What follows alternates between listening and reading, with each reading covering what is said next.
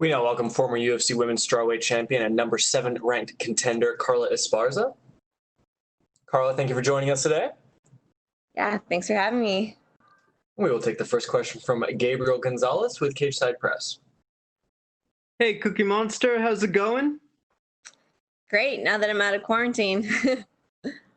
Talk to me about that. How's the Fight Island experience been for you in terms of, I guess, getting yourself ready during fight week without a lot of the, comforts of doing it at a normal schedule? Honestly, it really hasn't been too far off of my normal schedule because I got all my training in at home this past week. So I normally take like 2 days off anyway. So I kind of just scheduled it so that my time here would be my rest days. So just kind of, it actually hasn't been too bad. And then when we got out of quarantine, like the first thing we did was hit a training session and then jump to the beach. You just signed the new deal, and I think, first, congratulations, but I think everyone was surprised because you took aim at Claudia Gadelha, she took aim at you, and the fight didn't happen. Was the UFC just not into it, or what? I don't think that it's that the UFC wasn't into it. Like I actually was offered this fight with Marina, and I was like, I want to fight Claudia. What's up with that? And apparently she just wasn't ready yet, and they told me she wasn't going to be ready for a while. And I was like, can I wait? Like, how long is the wait going to be? They're like, it's going to be like a while until she's ready to come back. And I was like, all right, well, I'm not going to sit around and wait for it. Like, I want to fight. I want to stay active. I'm ready. Like, I didn't take any damage my last fight. Like, I want to go. On that, this one is a big fight in the strawweight division. Obviously, there's a lot of jockeying for position outside of the top 3. Do you feel like this one could get you back into that conversation to be one of the players for the title? Definitely. Yeah, I'm on a good little streak, and I think if I have a dominant win, then that will definitely get me back in that conversation. My final question, obviously the fight got moved around a little bit in terms of the date. Can you just talk about having to make that adjustment in terms of your preparation? Honestly, like, my phone was getting blown up in the morning by the manager, and I'm like, what's going on? Like, and, he kind of explained to me what was going on with their positive tests of her corner and everything. And, at first I was stressed out, but I really started to think about it, and I was like, well, it's kind of a short notice fight anyway. This gives me more time to prepare. And my coach actually had been out of town most of my camp, so I had another week at home with my coach and just more time to prepare at home. And I had a couple little minor injuries, boo-boos. I was just like, gave me a little more time to heal and get my weight down. Not that the weight is ever an issue, but just kind of get it exactly where I wanted it, because I knew I was going to be in quarantine, so not able to train as much. So, everything kind of just worked out, honestly. Thank you, Carla. Thank you. We'll take the next set of questions from Gabriel Pangalangan with Dojo Drifter.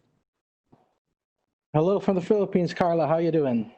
Hey, how's it going? I'm great. All right. So looking at their opponent's skill set, what part of her arsenal do you think you have to watch out for the most? Honestly, I think probably her most dangerous part of her arsenal is her clinch game. Like, her knees and her elbows are super sharp. She has a really nice clinch. She's been able to kind of frustrate a lot of people in that position. And when it comes to your game plan, how do you see, when you visualize this victory, how do you see yourself winning this weekend?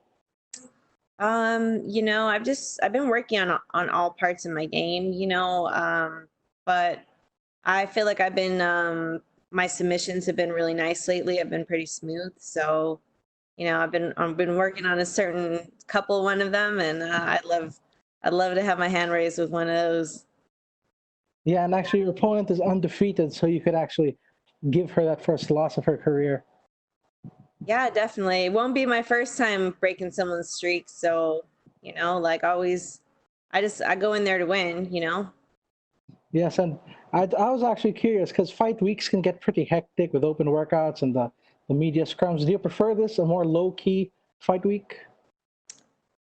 I mean, yeah, it is nice just being able to kind of like chill and focus and like all the stuff during fight week is great because, it's just part of the process, but it is nice to just be able to like focus on the fight. It kind of takes me back to my wrestling days, like back in the day, you just showed up, you stepped on the scale, you stepped off, and then time to wrestle. It's just complete focus on what was in front of you. So it is kind of cool, but yeah, I mean, either way, I'm ready to fight because even though we didn't have all the media stuff, I mean, there was a lot of other like, kind of stuff in the way, like the quarantines and testings and this and that. Yeah, and lastly for me, we saw on your social media that you actually visited the Philippines. Do you think the Philippines would make a nice location for another Fight Island event in the future? Oh my God. Heck yeah. Like the Philippines is so amazing. One of my favorite destinations on the planet. It's so beautiful. And like, I think it would be great for a Fight Island event because, like you know, um, most people speak English out there. Like, it's beautiful. The weather's great. Like, I don't really think you can go wrong with the Philippines. And, if there is one in the Philippines, count me in. Well, we definitely hope for that and would look forward to that. Best of luck this weekend, Carla. Thank you. Thank you. And we will take our next set of questions from Kamel Abdul Rahman from Sama Al Ain TV. Good evening, Carla. How are you? I'm great. Thank you. First of all, welcome to Abu Dhabi. So nice to have you here. Just wanted to ask you, is there anything special you did to prepare for the fight, with the whole mystery of the fight island, the time difference, the jet lag? There's nothing like specifically I did for that except just making sure to try to get my weight low so that I wasn't sure what we were going to be coming to here. I knew we were going to have like almost 4 days of no training, so I wanted to make sure to get my weight pretty low so that I wouldn't be stressing on that like during fight week. Cool. Okay, and I would like to have your reflections in general on the development of the strawweight division. With you being one of the pioneers and the first champion, you want to have the belt for a while, but more recently the belt has been changing hands with Rose and Jessica and Whaley, with a lot of contenders as well throwing their names into the mix. How do you feel about the division being more competitive now? I think it's great for the division. For me, like when you have like that one champion and like a Ronda Rousey or like a Chris Cyborg, like it's great and they're like a star. But for me, having like a few champions and you don't know who's gonna win, like it just makes the whole division and all the matchups more exciting. And I think that's what's made the strawweight division the most exciting of the women's divisions in the UFC. Wonderful. Thank you very much. Enjoy your stay in Abu Dhabi. Thank you. And we will take our next questions from Damon Martin with MMA Fighting. Hey, Carla. When the pandemic hit, we talked, and you were one of the fighters who was most outspoken about wanting to stay active and stay busy.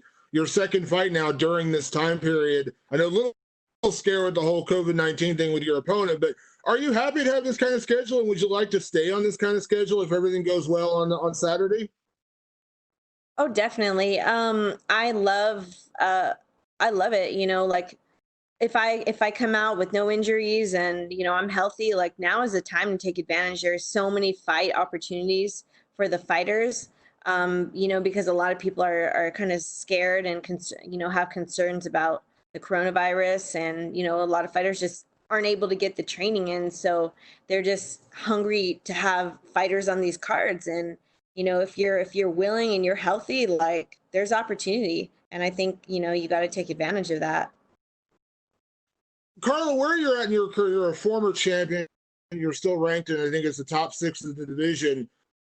But you fought Michelle Waterson, who is right around you in the rankings, and now you're fighting Marina, who is a couple spots below you. We hear a lot of fighters, when they get to that top 5 or 6, they're not really interested in fighting people below them in the rankings. They're only focused on what's ahead of them. Why are you willing to take a fight against a Marina where, hypothetically, she would gain more from a win over you than you would over her? Yeah, I definitely think that's true. I think another win will just kind of add to my win streak and be great. I wanted to fight Claudia. I think that's a fight that, we both, supposedly we both want it to happen. But, I'd rather stay active and just take fights right now than, sit around and and wait unless it's like a huge opportunity, like a title fight. I think now is the time to just be active and get some wins under my belt. And not to look past Marina or anything. She's a very talented fighter, but that's kind of what I'm looking to do. And I'm open and willing to fighting someone who's ranked above me, but I'm not gonna push away opportunity either. And on the current win streak you're on, 3 wins in a row, and we understand this is part of the sport, wins and losses, you're going to have those. But what do you feel like has been the biggest difference for you in these past few fights where you've been able to build a streak and beat some really good opponents? I mean, Alexa Grasso, very legit. Obviously, Michelle Waterson, very legit. What do you feel like has been the difference in this win streak for you? I think, after I had, my first 2 losses in a row in my career, I just kind of took a step back and really, try to make some big changes, because it really made me take a step back and, like, what's going on? What do I need to do to, prevent this from happening again? How am I going to evolve my game? And, like, where are my holes? And I really think that's made the difference. And last question, I don't want to make it too much about Claudia because I know that's a fight you really wanted. She ended up scheduling a fight at the end of September. I imagine you didn't want to wait that long to fight again, but at what point do you feel like that's still the logical next step if everything goes well for you, or do you just at some point have to stop chasing it because it didn't happen? I'm open to it. I'm not gonna like push that away. But as far as like chasing it goes, I'm not chasing it or her or anything. Like, I made my intentions clear and what I wanted, and I didn't know that, like, when she would be available again. All I was told is that it would be a long time until I would, until the fight between us would happen. And I wasn't willing to just kick back and do things on her terms and wait for her till when she was ready. So, if it happens again, I welcome it. I've been asking for that fight, for a bit. So, whatever happens, happens. Thanks, Carla. Thank you. Thank you, Carla. That looks like all the questions we had for you. We really appreciate the time. Cool.